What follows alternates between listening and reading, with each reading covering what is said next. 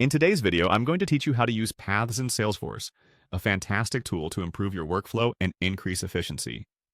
If you're looking to streamline your processes and ensure your team stays on track, setting up paths is a great move. Let's dive right in and guide you through the steps to get your paths up and running. First, we start on the Salesforce homepage. This is your control center, from where you'll access all your other functionalities. Once you're here, look for the quick settings. Don't worry, these settings are named quick for a reason. They're designed to make changes fast and straightforward. After you've clicked on quick settings, you'll want to move into a bit more detail, so go ahead and open the advanced setup. Advanced setup is where you can fine-tune the features in Salesforce that are critical for your path's functionality. It may seem daunting at first, but it's quite intuitive.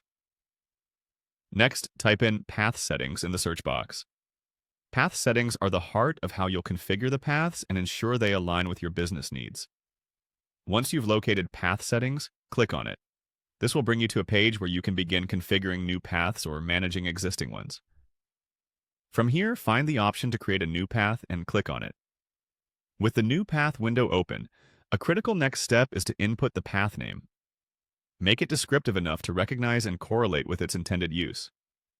Similarly, input the API reference name. This is crucial for technical integrations or future developments that may require accessing this path programmatically. Now, you'll be choosing an object. An object in Salesforce can be thought of as a table of data that contains all the necessary information. Selecting the correct object is key because it defines where your path will be applied within your Salesforce setup. Subsequently, you'll choose a record type. Record types are vital because they determine which pick list values are available and set the stage for defining different business processes. Next, choose a pick list associated with your record. Pick lists are drop-down fields that guide users through predefined steps or stages. This selection will map out each stage of your path. After that, click on Next.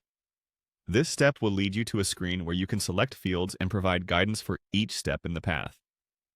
This is where you get to dictate not only the key data points for each stage, but also add valuable context or tips to guide the user through each part of the process. Here, input any specific messages that users should see. These could include instructions, reminders, or any information pertinent to completing a task successfully. Once you've done that, click Next. Now, focus on activating your path. This ensures everything you've set up actually gets put into operation. Simply check the activation checkbox. Finally, hit Finish, and you're all set.